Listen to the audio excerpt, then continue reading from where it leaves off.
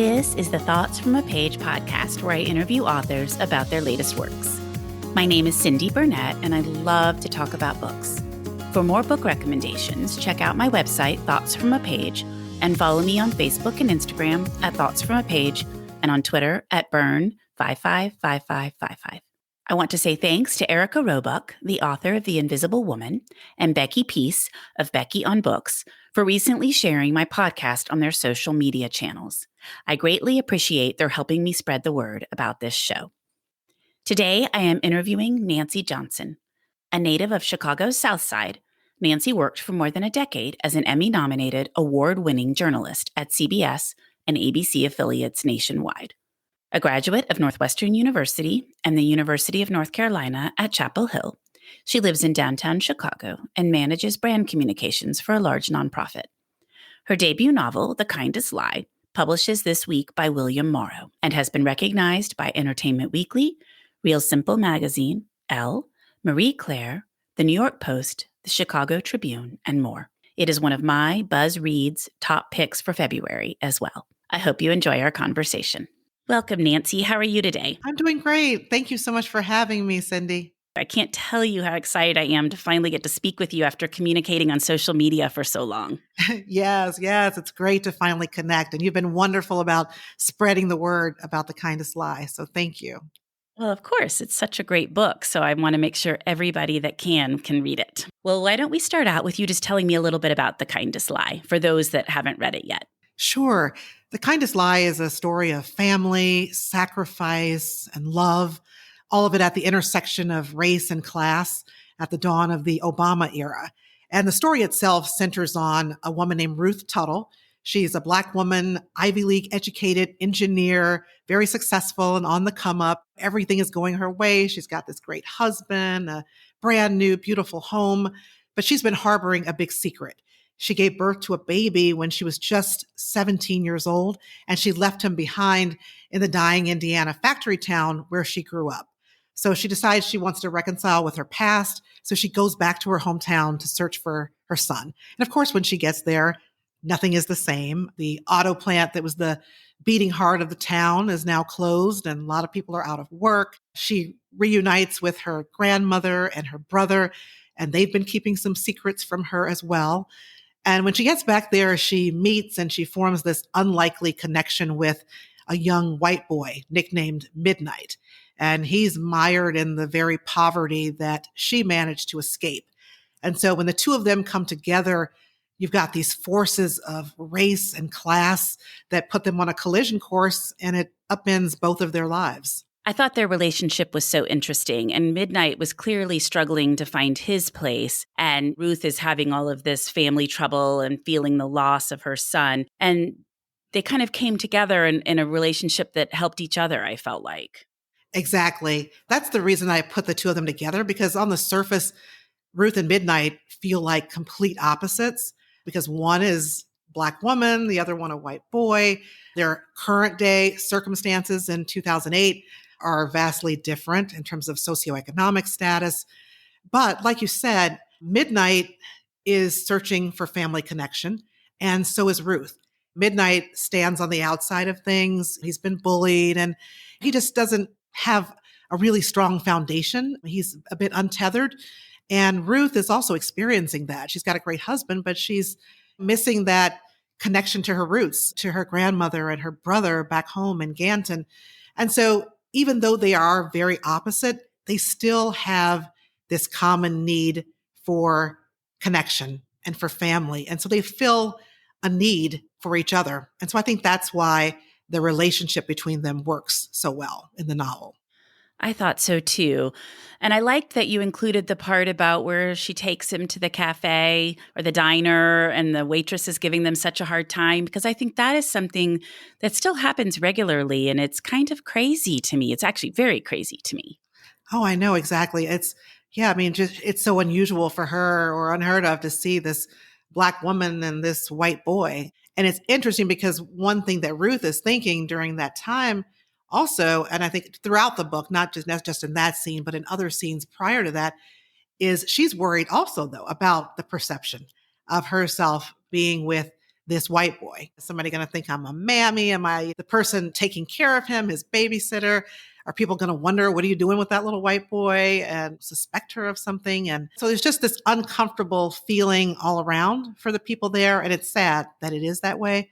But I think that's reality, even at this point in our lives in 2021. I think that just sometimes seeing people of different races connecting and being together, it's still kind of an anomaly and unheard of for some folks, unfortunately.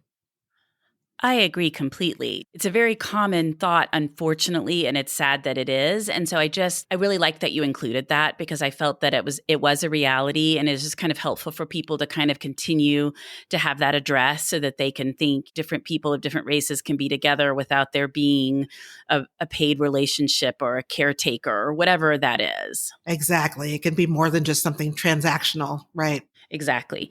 The other thing that really stuck with me was Ruth and her circle of friends' optimism and excitement about Obama coming in. And it filled me with hope, because it took me back to that time and what a great time it was and how exciting. But it also made me kind of sad in light of the last 4 years and everything we've been through as a result of Obama becoming president. Was that kind of hard to write?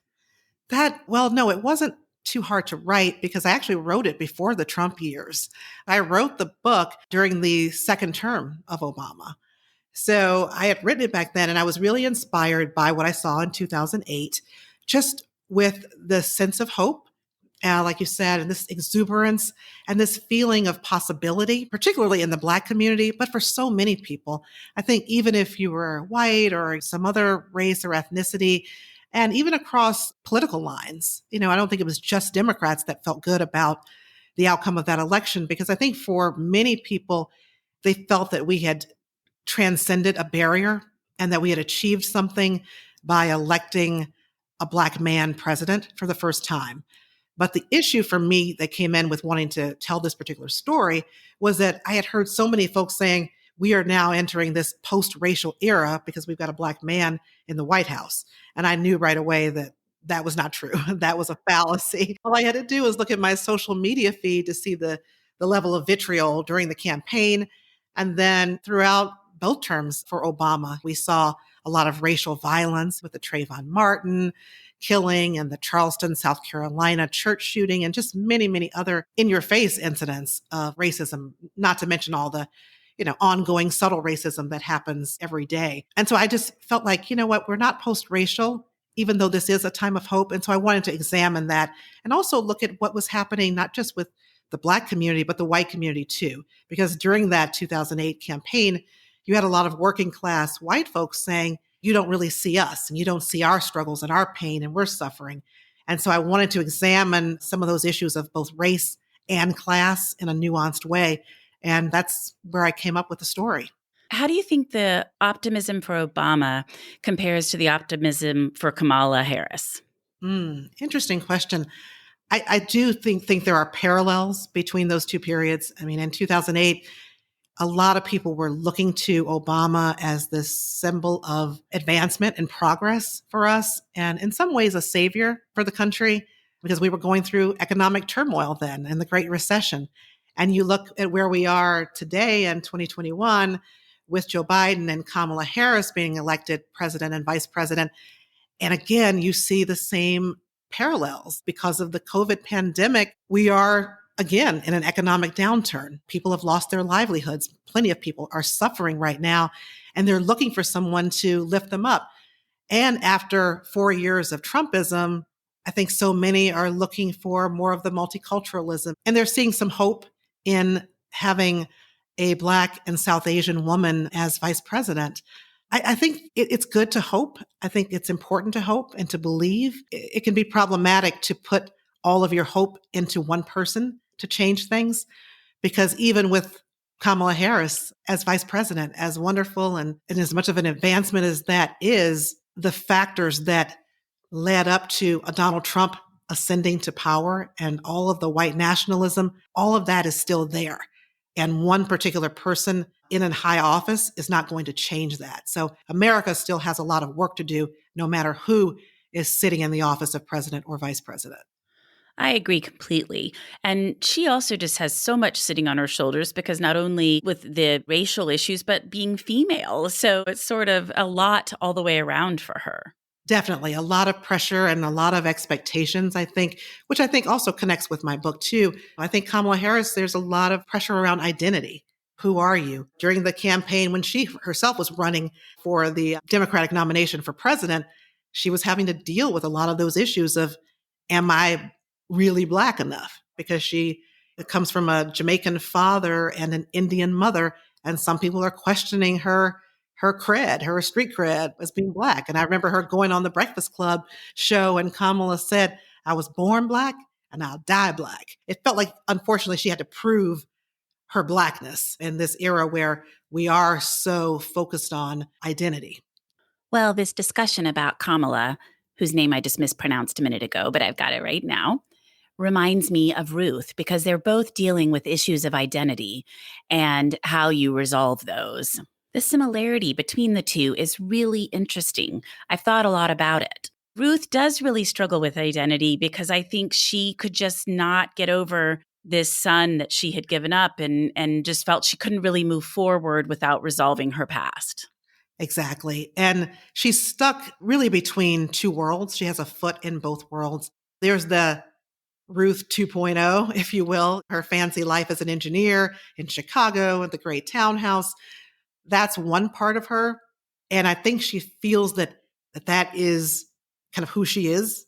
But she is not really accepting the fact that she's tethered to her past in ways that she doesn't realize until she returns to Ganton, Indiana. And that's where we see the life that she had. And she grew up in a working class family. And so she's trying to balance the two. She's got a childhood friend who's still there and kind of stuck in the life that Ruth managed to escape. And for her, it's really difficult when we talk about identity. How do you balance those two? How do you straddle both worlds? Which one is really true to you? Which one is home? And I think she has to figure that out over the course of the book. Or how to reconcile them so that you can actually have them both as part of your identity. You're right. You're right. And I think that's the key, is to make sure you're kind of integrating both of those and that you don't have to choose.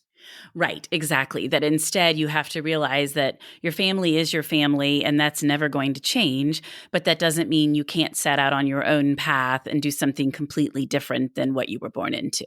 Right, right. And those circumstances she was born into and that life she lived in Ganton, Indiana, I mean, all of that defined and shaped who she became when she moved to Chicago and began her life there. And I think sometimes when you get a little older and you're looking ahead, you forget to look behind and realize how a parent might have shaped you or a sibling or something you did when you were younger. And that then sometimes when you return home, you look and you think, there's more of me from here than I realize.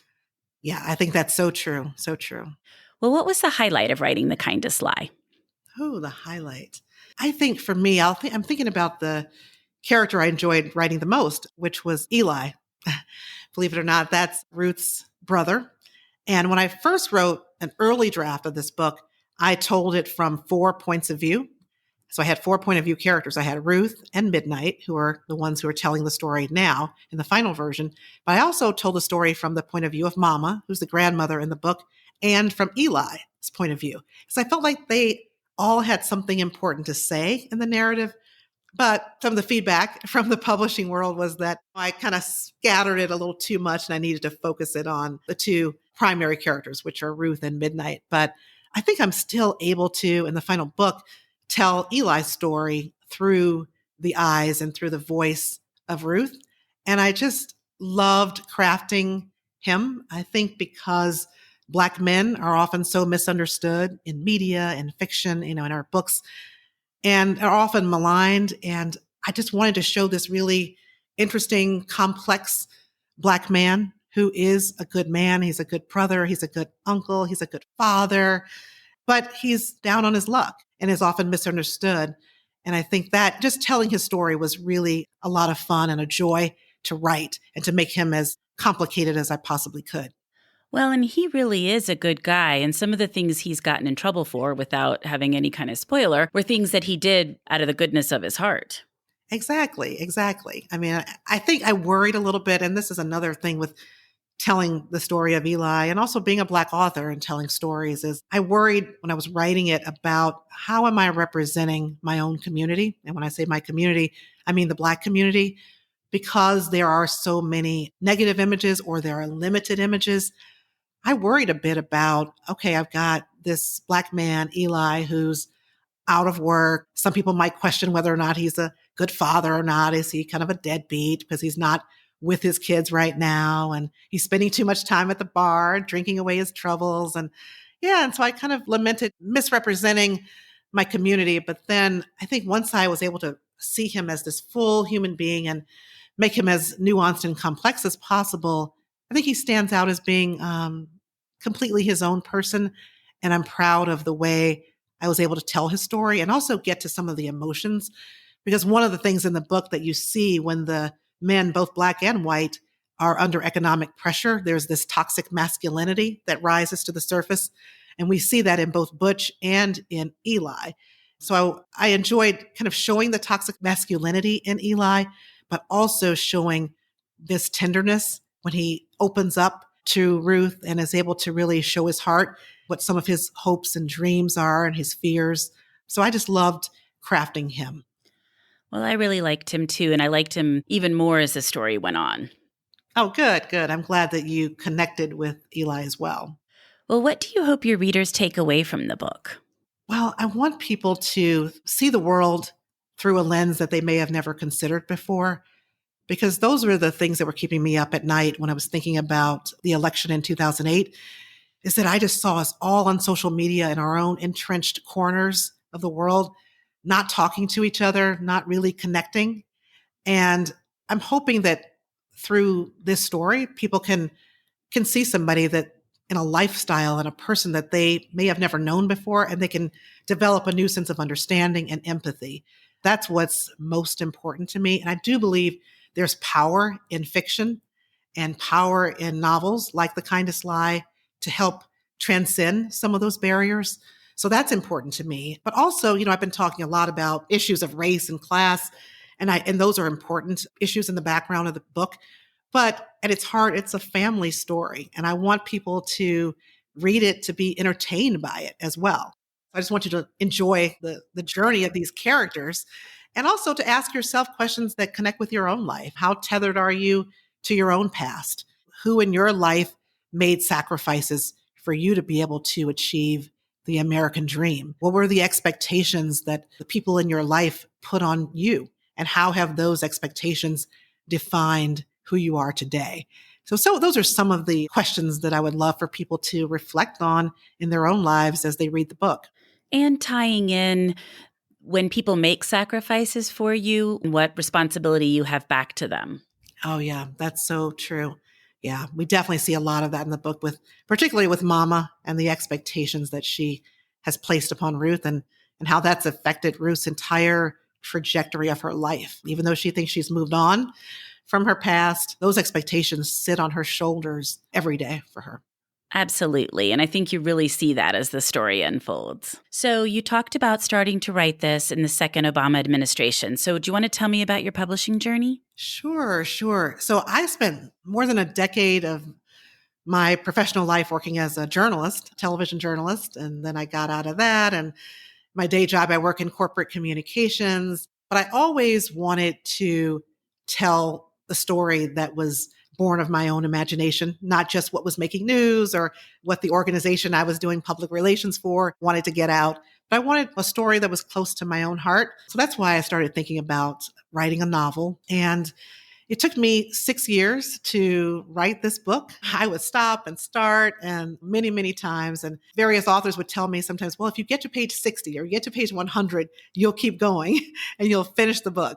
And so once I got to page 60, I was like, okay, I've invested this much. I'm going to keep going with it, because you have so many stops and starts because you're new at it and you have no idea whether you're even doing it right. And that leads me to the publishing piece of it. I queried literary agents before the book was ready, because you're new at it. You have no idea. You think, oh, I'm literary hot stuff and my book is ready. And it was not ready. I had Caroline Levitt, the New York Times bestselling author, give me a manuscript critique, which was wonderful. But I only had her set of eyes on it, and I made some quick revisions, and then I started sending it to agents. And of course, the rejections started pouring in. One of those rejections was from Danielle Bukowski at Sterling Lord Literistic. And I emailed her to thank her for considering my work. And I said, I plan to revise based on your notes and notes I've received from others. And she said, well, if you plan on revising the book, I'd love to take a look again once you've revised. Fast forward 2 years. In that 2-year period, I got 5 beta readers to review the book. I went to several prominent workshops, Tin House, Hurston Wright, Kimbilio Fiction, and workshopped excerpts of the book. And then I resubmitted to Danielle Bukowski in 2019, so 2 years later.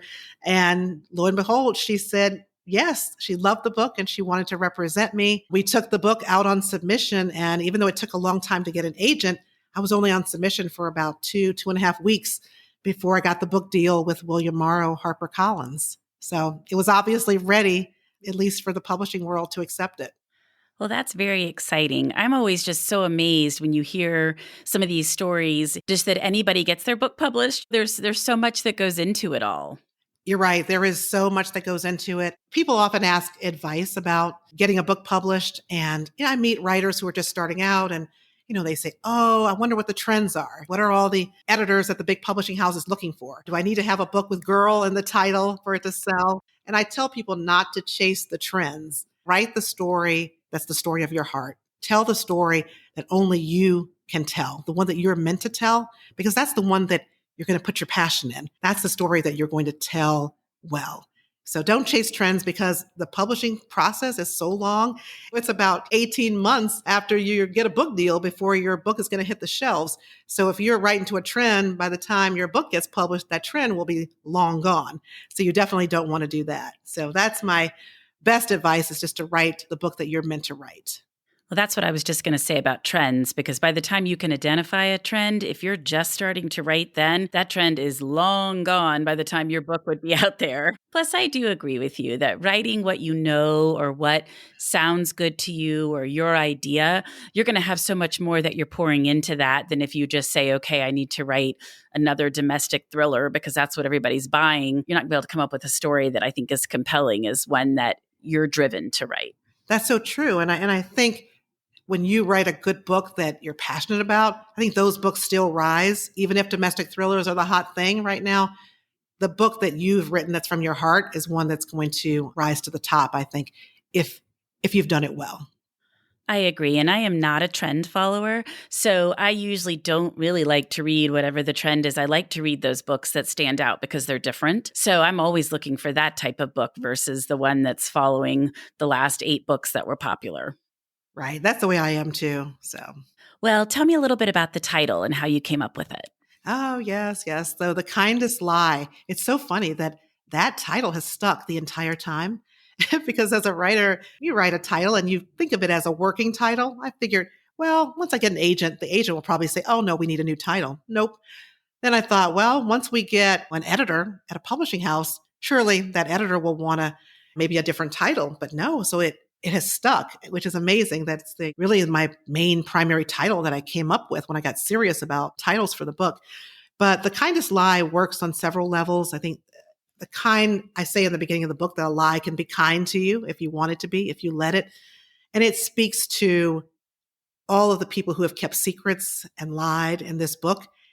And they've done it not for any malicious reason, but they've done it out of love and for the best of intentions, even though it may have been a misguided lie or untruth, but they did it to protect the people they loved. And so that's why the lie is kind.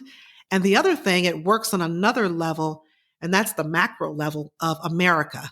I truly believe that America has told itself some lies as well, that it's told the lie that we are more honorable and decent than we really are.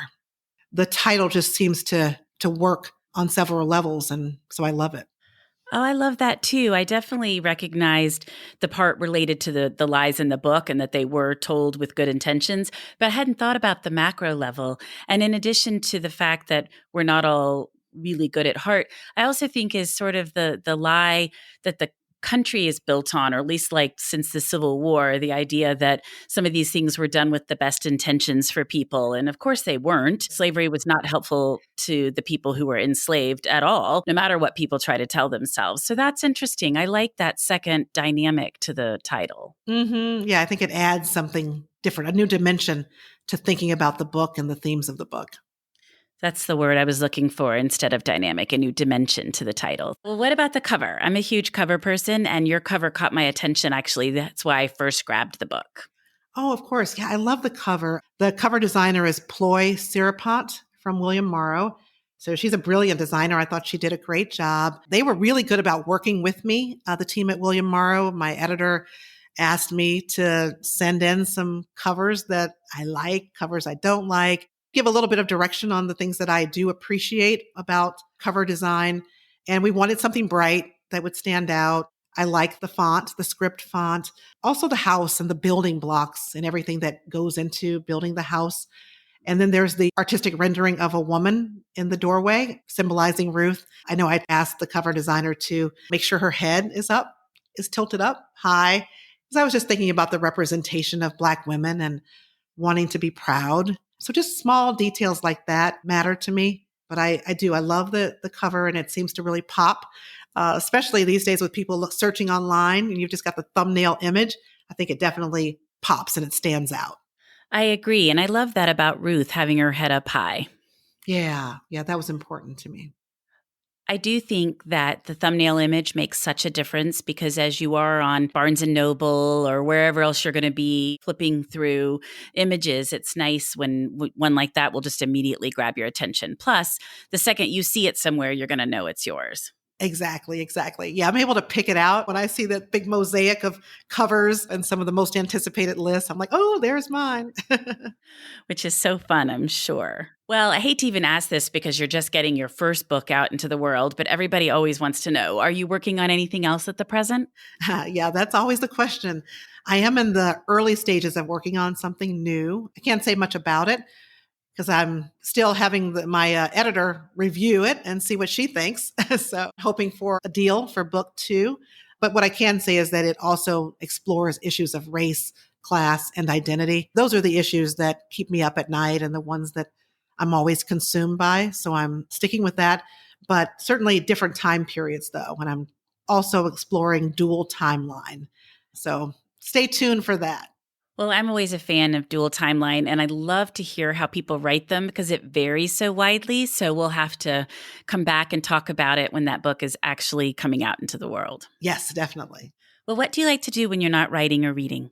It seems like I'm always writing, reading, or promoting this book. It's hard to imagine life beyond that. Yeah, because I am reading always, even before getting the book deal. I had been running. Lately, I haven't been doing that. I've run some half marathons and 5Ks, that kind of thing. So I enjoy doing that when I'm able to get out and do it. I also just love TV, movies, that kind of thing. Dining out when we're not in the middle of a pandemic is always fun. But those are the things that I mostly enjoy, and mainly just time spent with family and friends. Do you like to run along the lake there in Chicago? Yeah, I have. Yeah, the lakefront is so beautiful. Yeah, it's definitely a great area to run. Well, the other thing that had caught my attention once I was looking at your book was that you went to Northwestern, as did I. And then when I was looking at the back of your book today, I saw then you went to UNC and I went to Duke. So I was laughing. I was like, our paths were a little similar. Very much so, right? We were like right on the same track. And then I know with the the rivalry there between Duke and UNC, we diverge a bit. I went to law school at Duke and I loved that whole area. And then I actually have a daughter at Northwestern now. So she is a sophomore. So it's been really fun to be going back up there and being on the campus again and just seeing everything. Yes. It's a beautiful campus. It is. And I just absolutely loved it. It's really a great place. So, well, before we wrap up, would you like to tell me what you've read recently that you really liked? Sure. So a few books that I've read recently. One is The Other Black Girl. I got an advanced copy of that. It's by Zakiya Dalila Harris.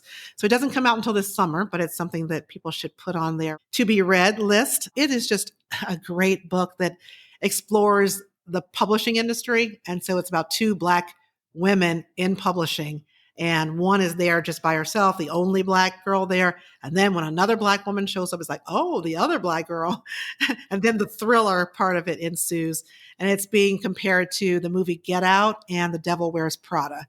Well, that's so funny that you just mentioned that, because I literally just sent an email today to the publicist saying, I've been dying to read this book. Could I possibly get a copy? It looks really good. Yes, it is good. I feel very lucky and fortunate to have a copy of it. But yeah, you'll definitely want to talk with Zakiya about that book. The next one is one that you're familiar with, Waiting for the Night Song, and just such a beautiful book that deals with female friendship, childhood secrets, climate change, immigration, lots of current timely issues. So I definitely recommend that people get that one. That one came out in January. And then the final one is The Lost Apothecary by Sarah Penner. And that one comes out in March. And it is one that explores an apothecary in 18th century London who gives these poisons to women who have been wronged by the men in their lives. So it's very twisty in that sense. It's a feminist kind of book. I absolutely loved it, and I recommend that one as well. Okay, good. Those are all three great recommendations. And Julie and I, when I interviewed her, talked about how excited we are for our event in February with you and her. We just sent out the invitation, actually, and we're really looking forward to talking to the two of you together. It's going to be really fun. Oh, I think that's going to be wonderful to talk about our books and to talk about literary friendships. Yeah, this is going to be a blast. And your new article. So I think that I was glad that it came out, and I thought that'll be another interesting topic. Yeah, I wrote an article for Real Simple magazine, the February issue, called Friendship in Black and White, talking about some of the nuances and complexities of my cross-racial friendship with Julie Carrick Dalton. So definitely one to read. Absolutely. Well, Nancy, I can't thank you enough for joining me on the Thoughts from a Page podcast. I really enjoyed speaking with you. Oh, this has been so much fun. Thank you for having me, Cindy. Thank you so much for listening to my podcast. If you like this episode, and I hope you did, please follow me on Instagram and Pinterest at Thoughts from a Page. Tell all of your friends about the podcast and rate it wherever you listen to your podcasts. I would really appreciate it. Nancy's book can be purchased at Murder by the Book, where I work part-time, and the link is in the show notes. Thanks so much to KP Regan for the sound editing, and I hope you'll tune in next time.